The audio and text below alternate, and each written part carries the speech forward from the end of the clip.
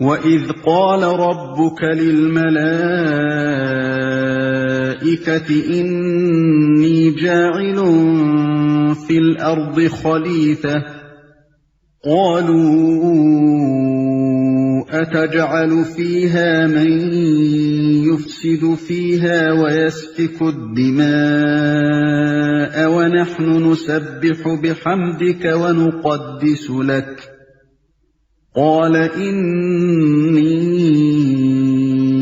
أعلم ما لا تعلمون۔ پھر ذرا اس وقت کا تصور کرو جب تمہارے رب نے فرشتوں سے کہا تھا کہ میں زمین میں ایک خلیفہ بنانے والا ہوں۔ انہوں نے عرض کیا کیا آپ زمین میں کسی ایسے کو مقرر کرنے والے ہیں جو اس کے انتظام کو بگاڑ دے گا اور خون ریزیاں کرے گا؟ آپ کی حمد و ثنا کے ساتھ تسبیح اور آپ کے لیے تقدیس تو ہم کر ہی رہے ہیں۔ فرمایا میں جانتا ہوں جو کچھ تم نہیں جانتے۔ پھر اوپر کے رکوع میں بندگی رب کی دعوت اس بنیاد پر دی گئی تھی کہ وہ تمہارا خالق ہے، پروردگار ہے، اسی کے قبضہ قدرت میں تمہاری زندگی و موت ہے، اور جس کائنات میں تم رہتے ہو اس کا مالک و مدبر وہی ہے، لہذا اس کی بندگی کے سوا تمہارے لیے اور کوئی دوسرا طریقہ صحیح نہیں ہو سکتا۔ اب اس رکوع میں وہی دعوت اس بنیاد پر دی جا رہی ہے کہ اس دنیا میں تم کو خدا نے اپنا خلیفہ بنایا ہے۔ خلیفہ ہونے کی حیثیت سے تمہارا فرض صرف اتنا ہی نہیں ہے کہ اس کی بندگی کرو، بلکہ یہ بھی ہے کہ اس کی بھیجی ہوئی ہدایت کے مطابق کام کرو۔ اگر تم نے ایسا نہ کیا اور اپنے ازلی دشمن شیطان کے اشاروں پر چلے تو بدترین بغاوت کے مجرم ہوگے اور بدترین انجام دیکھو گے۔ اس سلسلے میں انسان کی حقیقت اور کائنات میں اس کی حیثیت ٹھیک ٹھیک بیان کر دی گئی ہے، اور نوع انسانی کی تاریخ کا وہ باب پیش کیا گیا ہے جس کے معلوم ہونے کا کوئی دوسرا ذریعہ انسان کو میسر نہیں ہے۔ اس باب سے جو اہم نتائج حاصل ہوتے ہیں وہ ان نتائج سے بہت زیادہ قیمتی ہیں جو زمین کی تہوں سے متفرق ہڈیاں نکال کر اور انہیں قیاس و تخمین سے ربط دے کر آدمی اخذ کرنے کی کوشش کرتا ہے۔ ذرا اس وقت کا تصور کرو جب تمہارے رب نے فرشتوں سے کہا تھا۔ ملک کے اصلی معنی عربی میں پیامبر کے ہیں، اسی کا لفظی ترجمہ فرستادہ یا فرشتہ ہے۔ یہ محض مجرد قوتیں نہیں ہیں جو تشخص نہ رکھتی ہوں، بلکہ یہ شخصیت رکھنے والی ہستیاں ہیں جن سے اللہ اپنی اس عظیم الشان سلطنت کی تدبیر و انتظام میں کام لیتا ہے۔ یوں سمجھنا چاہیے کہ یہ سلطنت الہی کے اہلکار ہیں جو اللہ کے احکام کو نافذ کرتے ہیں۔ جاہل لوگ انہیں غلطی سے خدائی میں حصے دار سمجھ بیٹھے، اور بعض نے انہیں خدا کا رشتہ دار سمجھا اور ان کو دیوتا بنا کر ان کی پرستش شروع کر دی۔ کہ میں زمین میں ایک خلیفہ بنانے والا ہوں۔ خلیفہ وہ جو کسی کی ملک میں اس کے تفویض کردہ اختیارات اس کے نائب کی حیثیت سے استعمال کرے۔ خلیفہ مالک نہیں ہوتا بلکہ اصل مالک کا نائب ہوتا ہے۔ اس کے اختیارات ذاتی نہیں ہوتے بلکہ مالک کے عطا کردہ ہوتے ہیں۔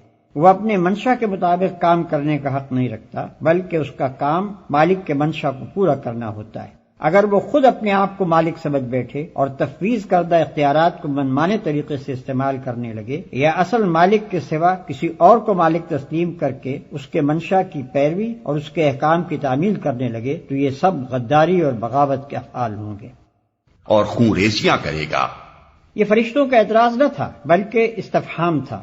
فرشتوں کی کیا مجال کہ خدا کی کسی تجویز پر اعتراض کریں؟ وہ خلیفہ کے لفظ سے یہ تو سمجھ گئے تھے کہ اس زیر تجویز مخلوق کو زمین میں کچھ اختیارات سپرد کیے جانے والے ہیں، مگر یہ بات ان کی سمجھ میں نہیں آتی تھی کہ سلطنت کائنات کے اس نظام میں کسی بااختیار مخلوق کی گنجائش کیسے ہو سکتی ہے، اور اگر کسی کی طرف کچھ ذرا سے بھی اختیارات منتقل کر دیے جائیں تو سلطنت کے جس حصے میں بھی ایسا کیا جائے گا وہاں کا انتظام خرابی سے کیسے بچ جائے گا، اسی بات کو وہ سمجھنا چاہتے تھے۔ آپ کی حمد و ثنا کے ساتھ تسبیح اور آپ کے لیے تقدیس تو ہم کر ہی رہے ہیں۔ اس فقرے سے فرشتوں کا مدعا یہ نہ تھا کہ خلافت ہمیں دی جائے، ہم اس کے مستحق ہیں، بلکہ ان کا مطلب یہ تھا کہ حضور کے فرامین کی تعمیل ہو رہی ہے، آپ کے احکام بجا لانے میں ہم پوری طرح سرگرم ہیں، مرضی مبارک کے مطابق سارا جہان پاک صاف رکھا جاتا ہے، اور اس کے ساتھ آپ کی حمد و ثنا اور آپ کی تسبیح و تقدیس بھی ہم خدام ادب کر رہے ہیں۔ اب کمی کس چیز کی ہے کہ اس کے لیے خلیفہ کی ضرورت ہو؟ ہم اس کی مصلحت نہیں سمجھ سکے۔ تسبیح کا لفظ ذو معنین ہے، اس کے معنی پاکی بیان کرنے کے بھی ہیں اور سرگرمی کے ساتھ کام اور انہماک کے ساتھ صحیح کرنے کے بھی۔ اسی طرح تقدیس کے بھی دو معنی ہیں، ایک تقدس کا اظہار و بیان، دوسرے پاک کرنا۔ فرمایا میں جانتا ہوں جو کچھ تم نہیں جانتے۔ یہ فرشتوں کے دوسرے شبہ کا جواب ہے، یعنی فرمایا کہ خلیفہ مقرر کرنے کی ضرورت و مصلحت میں جانتا ہوں، تم اسے نہیں سمجھ سکتے۔ اپنی جن خدمات کا تم ذکر کر رہے ہو وہ کافی نہیں ہے، بلکہ ان سے بڑھ کر کچھ مطلوب ہے۔ اسی لیے زمین میں ایک ایسی مخلوق پیدا کرنے کا ارادہ کیا گیا ہے جس کی طرف کچھ اختیارات منتقل کیے جائیں۔ وَعَلَّمَ آدَمَ الْأَسْمَاءَ كُلَّهَا ثُمَّ عَرَضَهُمْ عَلَى الْمَلَائِكَةِ فَقَالَ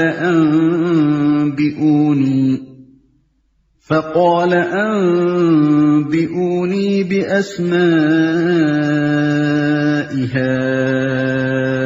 هَؤُلَاءِ إِن كُنتُمْ صَادِقِينَ۔ اس کے بعد اللہ نے آدم کو ساری چیزوں کے نام سکھائے، پھر انہیں فرشتوں کے سامنے پیش کیا اور فرمایا، اگر تمہارا خیال صحیح ہے کہ کسی خلیفہ کے تقرر سے انتظام بگڑ جائے گا تو ذرا ان چیزوں کے نام بتاؤ۔ اس کے بعد اللہ نے آدم کو ساری چیزوں کے نام سکھائے۔ انسان کے علم کی صورت دراصل یہی ہے کہ وہ ناموں کے ذریعے سے اشیاء کے علم کو اپنے ذہن کی گرفت میں لاتا ہے، لہذا انسان کی تمام معلومات دراصل اسماء اشیاء پر مشتمل ہیں۔ آدم کو سارے نام سکھانا گویا ان کو تمام اشیاء کا علم دینا تھا۔ قالوا سبحانك لا علم لنا إلا ما علمتنا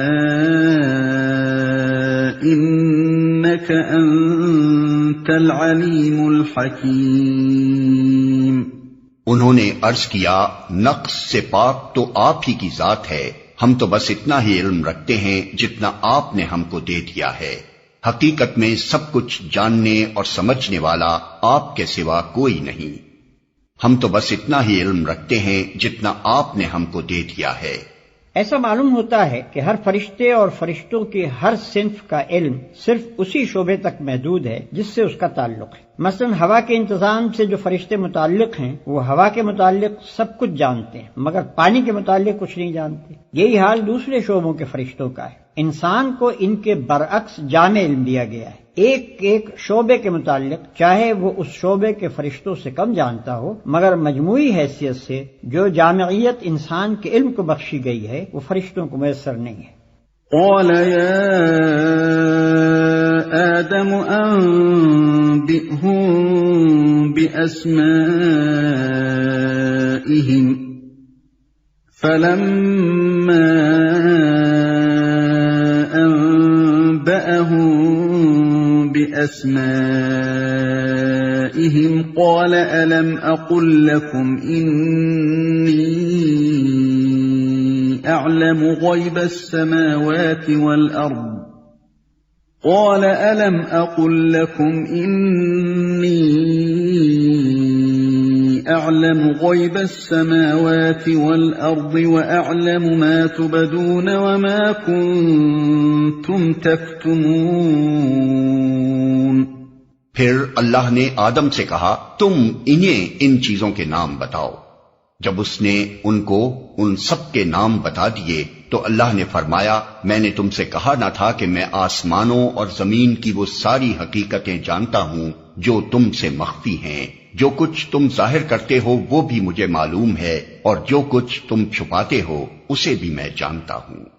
جب اس نے ان کو ان سب کے نام بتا دیے، یہ مظاہرہ فرشتوں کے پہلے شبے کا جواب تھا۔ گویا اس طریقے سے اللہ تعالیٰ نے انہیں بتا دیا کہ میں آدم کو صرف اختیارات ہی نہیں دے رہا ہوں بلکہ علم بھی دے رہا ہوں۔ اس کے تقرر سے فساد کا جو اندیشہ تمہیں ہوا وہ اس معاملے کا صرف ایک پہلو ہے، دوسرا پہلو اصلاح کا بھی ہے، اور وہ فساد کے پہلو سے زیادہ وزنی اور زیادہ بیش قیمت ہے۔ حکیم کا یہ کام نہیں ہے کہ چھوٹی خرابی کی وجہ سے بڑی بہتری کو نظر انداز کر دے۔ وَإِذْ قُلْنَا لِلْمَلَائِكَةِ اسْجُدُوا لِآدَمَ فَسَجَدُوا إِلَّا إِبْلِيسَ أَبَى وَاسْتَكْبَرَ وَكَانَ مِنَ الْكَافِرِينَ۔ پھر جب ہم نے فرشتوں کو حکم دیا کہ آدم کے آگے جھک جاؤ تو سب جھک گئے، مگر ابلیس نے انکار کیا، وہ اپنی بڑائی کے گھمنڈ میں پڑ گیا اور نافرمانوں میں شامل ہو گیا۔ سب جھک گئے اس کا مطلب یہ ہے کہ زمین اور اس سے تعلق رکھنے والے طبقہ کائنات میں جس قدر فرشتے معمور ہیں ان سب کو انسان کے لیے مطیع و مسخر ہو جانے کا حکم دیا گیا۔ چونکہ اس علاقے میں اللہ کے حکم سے انسان خلیفہ بنایا جا رہا تھا، اس لیے فرمان جاری ہوا کہ صحیح یا غلط جس کام میں بھی انسان اپنے ان اختیارات کو جو ہم اسے عطا کر رہے ہیں استعمال کرنا چاہے اور ہم اپنی مشیت کے تحت اسے ایسا کر لینے کا موقع دے دیں تو تمہارا فرض ہے کہ تم میں سے جس کے دائرہ عمل سے وہ کام متعلق ہو وہ اپنے دائرے کی حد تک اس کا ساتھ دے۔ وہ چوری کرنا چاہے یا نماز پڑھنے کا ارادہ کرے، نیکی کرنا چاہے یا بدی کے ارتکاب کے لیے جائے، دونوں صورتوں میں جب تک ہم اسے اس کی پسند کے مطابق عمل کرنے کا عزم دے رہے ہیں تمہیں اس کے لیے سازگاری کرنی ہوگی۔ مثال کے طور پر اس کو یوں سمجھیے کہ ایک فرمانروا جب کسی شخص کو اپنے ملک کے کسی صوبے یا ضلع کا حاکم مقرر کرتا ہے تو اس علاقے میں حکومت کے جس قدر کارندے ہوتے ہیں ان سب کا فرض ہوتا ہے کہ اس کی اطاعت کریں، اور جب تک فرمانروا کا منشا یہ ہے کہ اسے اپنے اختیارات کے استعمال کا موقع دے اس وقت تک اس کا ساتھ دیتے رہیں، قطع نظر اس سے کہ وہ صحیح کام میں ان اختیارات کو استعمال کر رہا ہے یا غلط کام میں۔ البتہ جب جس کام کے بارے میں بھی فرمانروا کا اشارہ ہو جائے کہ اسے نہ کرنے دیا جائے تو وہیں ان حاکم صاحب کا اقتدار ختم ہو جاتا ہے اور انہیں ایسا محسوس ہونے لگتا ہے کہ سارے علاقے کے اہلکاروں نے گویا ہڑتال کر دی ہے، حتیٰ کہ جس وقت فرمانروا کی طرف سے ان حاکم صاحب کی معزولی اور گرفتاری کا حکم ہوتا ہے تو وہی ماتحت و خدام جو کل تک ان کے اشاروں پر حرکت کر رہے تھے ان کے ہاتھوں میں ہتکڑیاں ڈال کر انہیں کشا کشا دارالفاسقین کی طرف لے جاتے ہیں۔ فرشتوں کو آدم کے لیے سرب سجود ہو جانے کا جو حکم دیا گیا تھا اس کی نوعیت کچھ اسی قسم کی تھی۔ ممکن ہے کہ صرف مسخر ہو جانے ہی کو سجدے سے تعبیر کیا گیا ہو، مگر یہ بھی ممکن ہے کہ اس انقیاد کی علامت کے طور پر کسی ظاہری فعل کا بھی حکم دیا گیا ہو، اور یہی زیادہ صحیح معلوم ہوتا ہے۔ مگر ابلیس نے انکار کیا۔ ابلیس کا لفظی ترجمہ انتہائی مایوس، اصطلاحاً یہ اس جن کا نام ہے جس نے اللہ کے حکم کی نافرمانی کر کے آدم اور بنی آدم کے لیے مطیع و مسخر ہونے سے انکار کر دیا اور اللہ سے قیامت تک کے لیے مہلت مانگی کہ اسے نسل انسانی کو بہکانے اور گمراہیوں کی طرف ترغیب دینے کا موقع دیا جائے۔ اسی کو الشیطان بھی کہا جاتا ہے۔ در حقیقت شیطان اور ابلیس بھی محض کسی مجرد قوت کا نام نہیں ہے، بلکہ وہ بھی انسان کی طرح ایک صاحب تشخص ہستی ہے۔ نیز کسی کو یہ غلط فہمی بھی نہ ہونی چاہیے کہ یہ فرشتوں میں سے تھا۔ آگے چل کر قرآن نے خود تصریح کر دی ہے کہ وہ جنوں میں سے تھا جو فرشتوں سے الگ مخلوقات کی ایک مستقل صنف ہے اور نافرمانوں میں شامل ہو گیا۔ ان الفاظ سے ایسا معلوم ہوتا ہے کہ غالباً ابلیس سجدے سے انکار کرنے میں اکیلا نہ تھا، بلکہ جنوں کی ایک جماعت نافرمانی پر آمادہ ہو گئی تھی، اور ابلیس کا نام صرف اس لیے لیا گیا ہے کہ وہ ان کا سردار اور اس بغاوت میں پیش تھا۔ لیکن اس آیت کا دوسرا ترجمہ یہ بھی ہو سکتا ہے کہ وہ کافروں میں سے تھا۔ اس صورت میں مطلب یہ ہوگا کہ جنوں کی ایک جماعت پہلے سے ایسی موجود تھی جو سرکش و نافرمان تھی، اور ابلیس کا تعلق اسی جماعت سے تھا۔ قرآن میں بالعموم شیاطین کا لفظ انہی جنوں اور ان کی ذریت نسل کے لیے استعمال ہوا ہے، اور جہاں شیاطین سے انسان مراد لینے کے لیے کوئی قرینہ نہ ہو وہاں یہی شیاطین جن مراد ہوتے ہیں۔ وَقُلْنَا يَا آدَمُ اسْكُنْ أَنْتَ وَزَوْجُكَ الْجَنَّةَ وَكُلَا مِنْهَا رَغَدًا حَيْثُ شِئْتُمَا ولا تقربا هذه الشجرة فتكونا من الظالمين۔ پھر ہم نے آدم سے کہا کہ تم اور تمہاری بیوی دونوں جنت میں رہو اور یہاں بفراغت جو چاہو کھاؤ، مگر اس درخت کا رخ نہ کرنا ورنہ ظالموں میں شمار ہوگے۔ اس درخت کا رخ نہ کرنا۔ اس سے معلوم ہوتا ہے کہ زمین یعنی اپنی جائے تقرر پر خلیفہ کی حیثیت سے بھیجے جانے سے پہلے ان دونوں کو امتحان کی غرض سے جنت میں رکھا گیا تھا تاکہ ان کے رجحانات کی آزمائش ہو جائے۔ اس آزمائش کے لیے ایک درخت کو چن لیا گیا اور حکم دیا گیا کہ اس کے قریب نہ پھٹکنا، اور اس کا انجام بھی بتا دیا گیا کہ ایسا کرو گے تو ہماری نگاہ میں ظالم قرار پاؤ گے۔ یہ بحث غیر ضروری ہے کہ وہ درخت کون سا تھا اور اس میں کیا خاص بات تھی کہ اس سے منع کیا گیا۔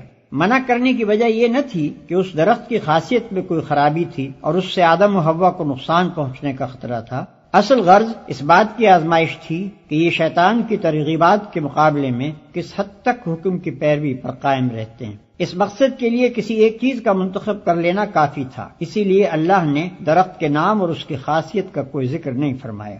اس امتحان کے لیے جنت ہی کا مقام سب سے زیادہ موزوں تھا۔ دراصل اسے امتحان گاہ بنانے کا مقصود یہ حقیقت انسان کے ذہن نشین کرنا تھا کہ تمہارے لیے تمہارے مرتبہ انسانیت کے لحاظ سے جنت ہی لائق و مناسب مقام ہے، لیکن شیطانی ترغیبات کے مقابلے میں اگر تم اللہ کی فرمانبرداری کے راستے سے منحرف ہو جاؤ گے تو جس طرح ابتدا میں اس سے محروم کیے گئے تھے اسی طرح آخر میں بھی محروم ہی رہو گے۔ اپنے اس مقام لائق کی، اپنی اس فردوس سے گم گشتہ کی بازیافت تم صرف اسی طرح کر سکتے ہو کہ اپنے اس دشمن کا کامیابی سے مقابلہ کرو جو تمہیں فرمانبرداری کے راستے سے ہٹانے کی کوشش کرتا ہے، ورنہ ظالموں میں شمار ہوگے۔ ظالم کا لفظ نہایت معنی خیز ہے۔ ظلم در اصل حق تلفی کو کہتے ہیں۔ ظالم وہ ہے جو کسی کا حق تلف کرے۔ جو شخص خدا کی نافرمانی کرتا ہے وہ در حقیقت 3 بڑے بنیادی حقوق تلف کرتا ہے۔ اولاً خدا کا حق، کیونکہ وہ اس کا مستحق ہے کہ اس کی فرمانبرداری کی جائے۔ ثانیاً ان تمام چیزوں کے حقوق جن کو اس نے اس نافرمانی کے ارتکاب میں استعمال کیا، اس کے اعضائے جسمانی، اس کے قوائے نفس، اس کے ہم معاشرت انسان، وہ فرشتے جو اس کے ارادے کی تکمیل کا انتظام کرتے ہیں، اور وہ اشیاء جو اس کام میں استعمال ہوتی ہیں۔ ان سب کا اس پر یہ حق تھا کہ وہ صرف ان کے مالک ہی کی مرضی کے مطابق ان پر اپنے اختیارات استعمال کرے، مگر جب اس کی مرضی کے خلاف اس نے ان پر اختیارات استعمال کیے تو در حقیقت ان پر ظلم کیا۔ ثالثاً خود اپنا حق، کیونکہ اس پر اس کی ذات کا یہ حق ہے کہ وہ اسے تباہی سے بچائے، مگر نافرمانی کر کے جب وہ اپنے آپ کو اللہ کی سزا کا مستحق بناتا ہے تو دراصل اپنی ذات پر ظلم کرتا ہے۔ انہی وجوہ سے قرآن میں جگہ جگہ گناہ کے لیے ظلم اور گناہگار کے لیے ظالم کی اصطلاح استعمال کی گئی ہے۔ فَأَزَلَّهُمَا الشَّيْطَانُ عَنْهَا فَأَخْرَجَهُمَا مِمَّا كَانَا فِيهِ وَقُلْنَا اهْبِطُوا بَعْضُكُمْ لِبَعْضٍ عَدُوٌّ وَلَكُمْ فِي الْأَرْضِ مُسْتَقَرٌّ وَمَتَاعٌ إِلَىٰ حِينٍ۔ آخر کار شیطان نے ان دونوں کو اس درخت کی ترغیب دے کر ہمارے حکم کی پیروی سے ہٹا دیا اور انہیں اس حالت سے نکلوا کر چھوڑا جس میں وہ تھے۔ ہم نے حکم دیا کہ اب تم سب یہاں سے اتر جاؤ، تم ایک دوسرے کے دشمن ہو اور تمہیں ایک خاص وقت تک زمین میں ٹھہرنا اور وہیں گزر بسر کرنا ہے۔ تم ایک دوسرے کے دشمن ہو، یعنی انسان کا دشمن شیطان اور شیطان کا دشمن انسان۔ شیطان کا دشمن انسان ہونا تو ظاہر ہے کہ وہ اسے اللہ کی فرمانبرداری کے راستے سے ہٹانے اور تباہی میں ڈالنے کی کوشش کرتا ہے۔ رہا انسان کا دشمن شیطان ہونا تو فی الواقع انسانیت تو اس سے دشمنی ہی کی مقتضی ہے، مگر خواہشات نفس کے لیے جو ترغیبات وہ پیش کرتا ہے ان سے دھوکہ کھا کر آدمی اسے اپنا دوست بنا لیتا ہے۔ اس طرح کی دوستی کے معنی یہ نہیں ہے کہ حقیقتاً دشمنی دوستی میں تبدیل ہو گئی، بلکہ اس کے معنی یہ ہیں کہ ایک دشمن دوسرے دشمن سے شکست کھا گیا اور اس کے جال میں پھنس گیا۔ فَتَلَقَّى آدَمُ مِن رَّبِّهِ كَلِمَاتٍ فَتَابَ عَلَيْهِ إِنَّهُ هُوَ التَّوَّابُ الرَّحِيمُ۔ اس وقت آدم نے اپنے رب سے چند کلمات سیکھ کر توبہ کی جس کو اس کے رب نے قبول کر لیا، کیونکہ وہ بڑا معاف کرنے والا اور رحم فرمانے والا ہے۔ اس وقت آدم نے اپنے رب سے چند کلمات سیکھ کر توبہ کی، یعنی آدم کو جب اپنے قصور کا احساس ہوا اور انہوں نے نافرمانی سے پھر فرمانبرداری کی طرف رجوع کرنا چاہا اور ان کے دل میں یہ خواہش پیدا ہوئی کہ اپنے رب سے اپنی خطا معاف کرائیں، تو انہیں وہ الفاظ نہ ملتے تھے جن کے ساتھ وہ خطا بخشی کے لیے دعا کر سکتے۔ اللہ نے ان کے حال پر رحم فرما کر وہ الفاظ بتا دیے۔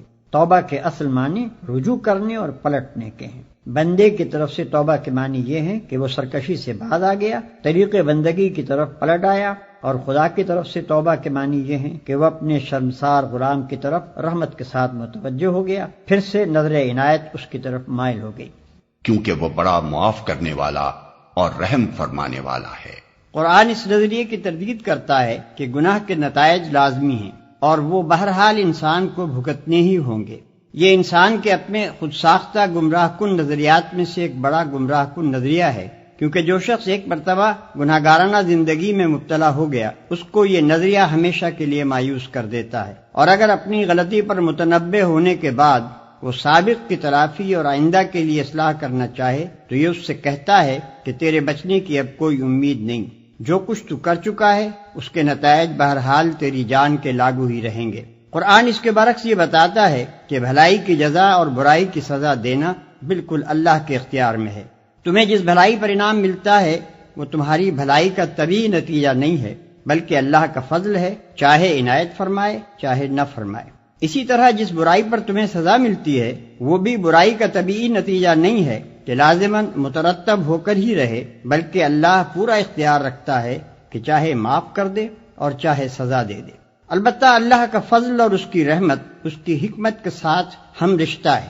وہ چونکہ حکیم ہے اس لیے اپنے اختیارات کو اندھا دھند استعمال نہیں کرتا۔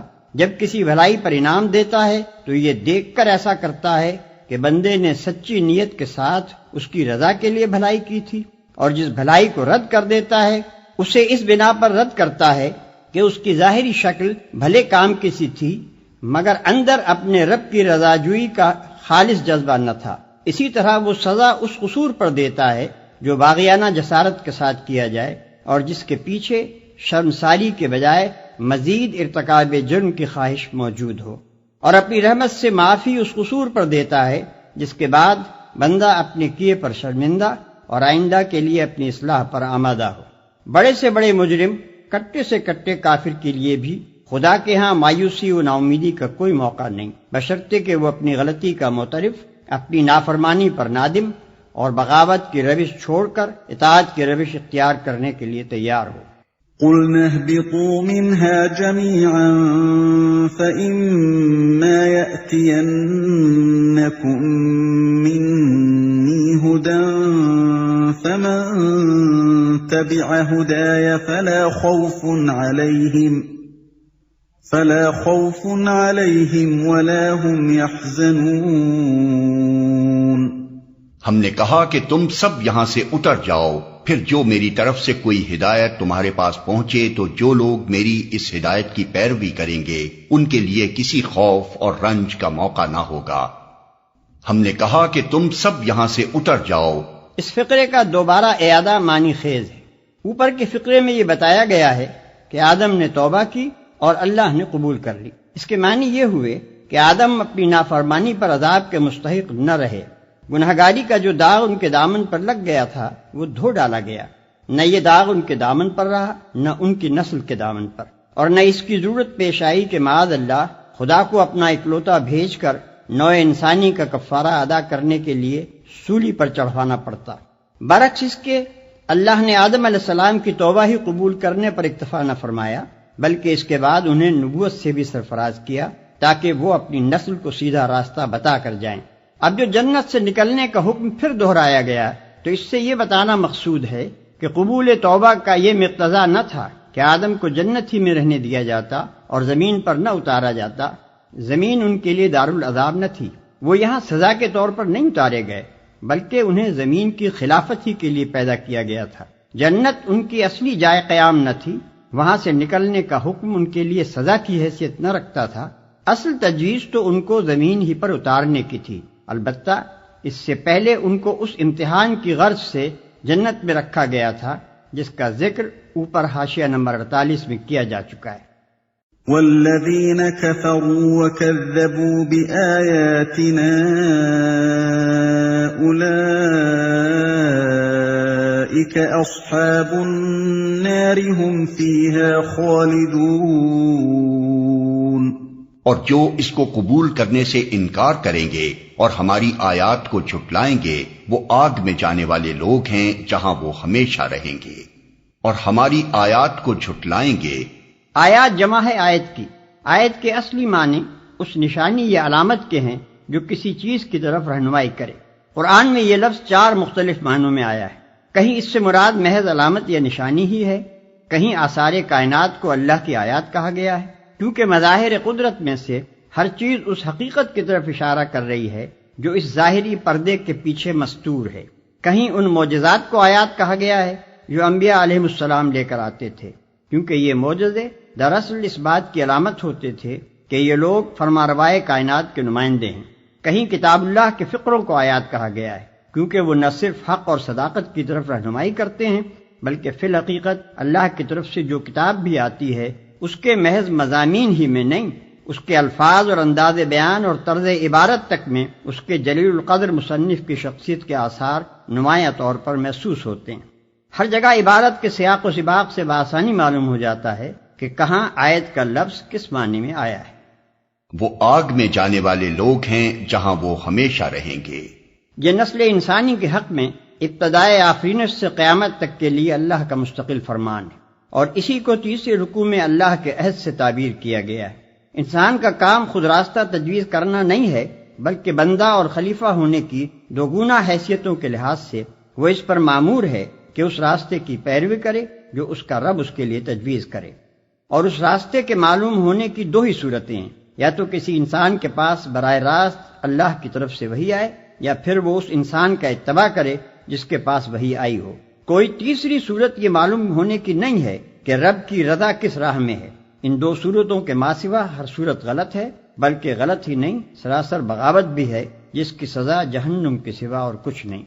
قرآن مجید میں آدم کی پیدائش اور نوع انسانی کی ابتدا کا یہ قصہ 7 مقامات پر آیا ہے، جن میں سے پہلا مقام یہ ہے اور باقی مقامات حسب ذیل ہیں۔